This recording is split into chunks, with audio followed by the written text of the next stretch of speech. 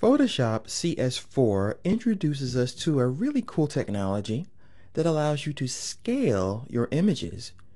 And it looks at your image and it tries to determine which parts to squish or compress while giving you as much clarity as possible. It's called Content Aware Scale and it lives in the Edit menu. Of course, I think it should be in the Filter menu, but here it is. It's currently ghosted out because we have to get started with the setup of it. Now, typically when you open an image, and by the way, you'll find this image called House Too Close to Road in the Images folder inside the Work Files folder.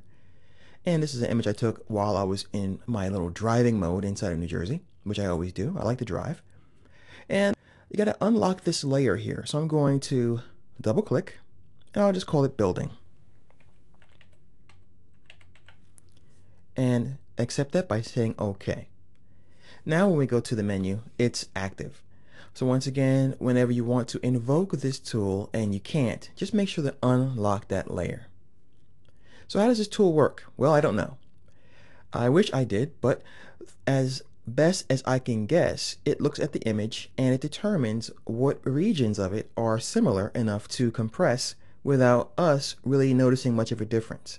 For example, a great candidate for that, the sky, clouds, water, grass, and things like that.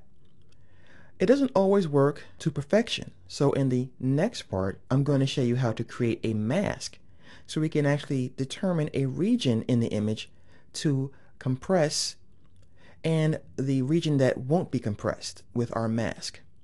So let's go ahead and get started and go to the Edit menu and choose Content Aware Scale. The first thing you'll notice is that we have some options in our properties. The most important ones, of course, are the amount, protect, which we'll talk about in the next part, which will entail our mask. Currently, there's nothing in this list. And this guy right here, which allows you to protect skin tones if you have human beings in your image. So what this does is it kind of creates a mask and it will look at the skin tones and not compress them. It does not always work. Keep in mind, this is a new tool, so I'm sure it'll get better as they have more and more time to update it. So what I'm going to do is, at the default, I'm going to simply zoom out a little bit first of all, so you can see we were given some handles here. I'm going to click on the left handle, and I'm going to drag to my right. Now, notice what's going on.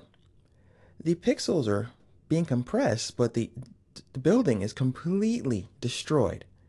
Now, it did a good job here and with this window, and this rock looks great as well. So let me go ahead and pull that back. But it didn't quite know how to protect that building. The road also gets a little jaggedy, but the trees actually look quite good, as does the grass. So to accept, I'm simply going to hit the Enter or Return key, and we'll give it a little bit of a chance to transform this. And this would be our final result. Now you might be asking yourself, why would you want to use this tool in the first place? Sometimes you take a photograph that's pretty wide, and let me go ahead and undo that by pressing Command or Control Z. Sometimes you want to keep all that detail in your image, and you really don't want to crop it, because when you crop your image, you'll lose some of that detail that you think is pretty important. Like you might want this telephone pole and these cables and these trees all around the farmhouse. So instead of cropping it, which you can access by hitting C on your keyboard, let me go ahead and get this here.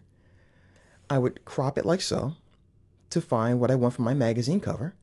But look what I lose. I lose all this great stuff of interest. So I'm going to hit Escape to leave that. What I'm going to do next is show you how we can create an alpha channel by creating a selection so that we can tell the tool that we're going to give it a little helping hand and we want it to protect this house.